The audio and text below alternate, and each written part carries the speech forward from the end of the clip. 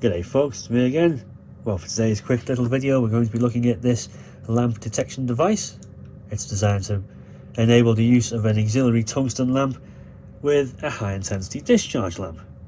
Now, high intensity discharge lamps, depending on the type, can take up to 5 minutes to reach full brightness, and in the event of a power interruption they can take over 5 minutes to cool down before they restrike. And obviously in some applications being in darkness for 5 minutes is unacceptable, so this little module enables a tungsten lamp to take over in the event of a power interruption, and it also comes on during the run-up, so you've always got light. So I've rigged it up pretty crudely, and I've got 150 watt deluxe sun and also a halogen lamp. So let's power it up and see what happens. Power in 3, 2, 1.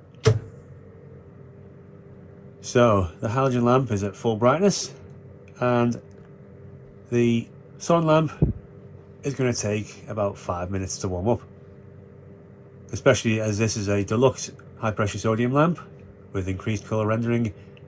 It takes quite a while to run up to full brightness. So it's doing the job. We've got the halogen lamp on, and that is providing brightness until the high intensity discharge lamp reaches full brightness and takes over. So I'll pause this, come back in a minute. Sodium lamp is starting to run up now, 53 volts, 2.1 amps. The normal run current is 1.8 amps. That's about 100 volts.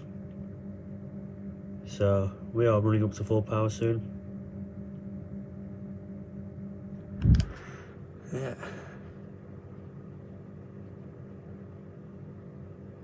Be interesting to see what voltage the auxiliary lamp cuts out at. I haven't actually tested that. I've only ever ran this actually a couple of times. My apologies for the flickering again. It might even be on a timer. I'll have to test it with some different types of lamps, maybe ceramic metal halide. Oh, it's going, there we go. So that cut out at 60 something volts. So sodium lamp is coming up now. Come on. I wish I could control the damn it. Yeah, I apologise for the flickerage. The old iPad, I can't really sync the shutter like my DSLR. Yeah, that's getting really annoying.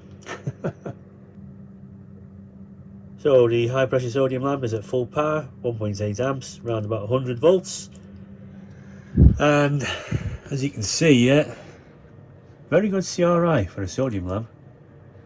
Deluxe sodium lamps for the win. But anyway, what I'm going to do now is, first of all, I'm going to unplug the meter. I don't want 5 kV being shoved up its clacker. So I'm going to kill the power and then immediately reapply it.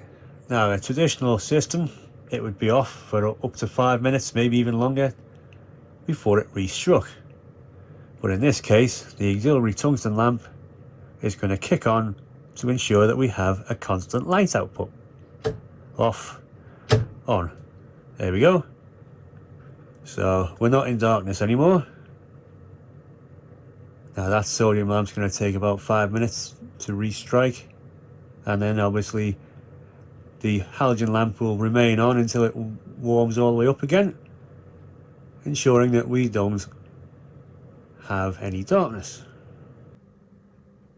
Now I actually have seen these out in the wild being used.